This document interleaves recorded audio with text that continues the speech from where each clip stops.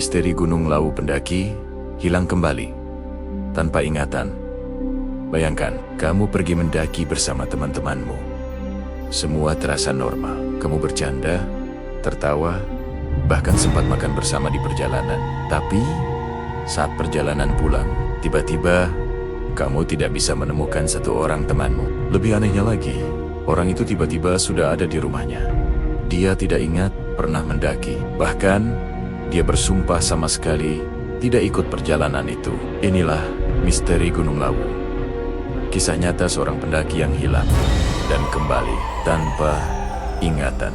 Selamat datang di channel Koridor Sunyi. Di sini kita membahas kisah-kisah horor, misteri, dan pengalaman mistis paling menyeramkan dari seluruh Indonesia. Jangan lupa subscribe, nyalakan lonceng notifikasi, dan pastikan kalian menonton video ini sampai habis. Karena cerita ini bukan sekadar kisah horor biasa.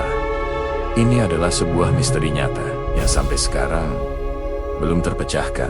Malam itu, sekelompok mahasiswa dari Jawa Tengah memutuskan untuk mendaki Gunung Lawu. Gunung ini memang terkenal bukan hanya karena keindahannya, tapi juga karena cerita-cerita mistis yang menyelimutinya. Banyak orang percaya bahwa Lawu adalah salah satu gunung paling angker di Pulau Jawa. Di lerengnya ada makam leluhur, jalur pendakian yang sunyi, serta mitos-mitos tentang penghuni gunung yang tak boleh diganggu. Rombongan mahasiswa itu berjumlah 6 orang. Di antara mereka, ada seorang gadis bernama Ajeng. Ajeng dikenal sebagai sosok yang ceria. Ia bukan tipe orang yang suka menyendiri. Justru sebaliknya, Ajeng seringkali menjadi penghibur di kelompoknya. Teman-temannya pun tidak ragu mengajaknya ikut pendakian kali ini. Malam pertama, mereka mendirikan tenda di pos bayangan. Semuanya berjalan normal. Ajeng ikut tertawa, ikut makan mie instan bersama yang lain, dan bahkan sempat berfoto dengan seluruh kelompok. Namun, hal aneh mulai terasa sejak dini hari. Seorang teman bernama Bima mengaku melihat Ajeng berdiri sendirian di luar tenda, menatap gelapnya hutan. Tubuhnya kaku, tidak ada gerakan. Bima sempat bertanya, "Jeng, kamu ngapain di luar?" "Dingin loh."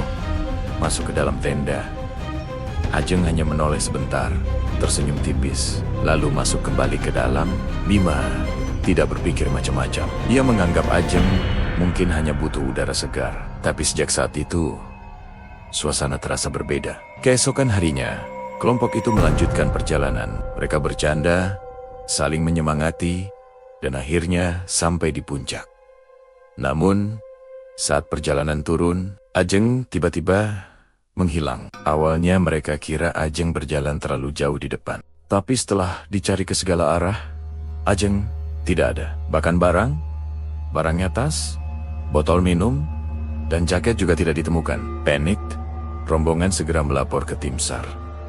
Pencarian dilakukan selama berhari-hari. Polisi, relawan, hingga masyarakat sekitar ikut mencari.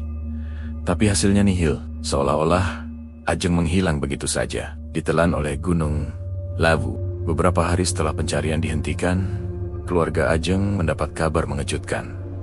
Ajeng tiba-tiba ada di rumah. Yang lebih aneh, ia tidak memiliki ingatan bahwa dirinya pernah mendaki. Ia bersikeras bahwa selama beberapa hari terakhir, ia hanya berada di rumah. Padahal puluhan orang, bahkan ratusan, melihatnya ikut mendaki. Ada foto-foto yang jelas memperlihatkan dirinya bersama rombongan. Ada saksi mata, ada bukti. Tapi Ajeng bersumpah, ia tidak pernah pergi ke Gunung Lawu. Sejak saat itu, banyak yang percaya bahwa Ajeng sebenarnya ditarik oleh penghuni Gunung Lawu. Konon, gunung ini memang dijaga oleh sosok-sosok gaib. Ada yang menyebutnya prajurit kerajaan Majapahit yang tidak kasat mata.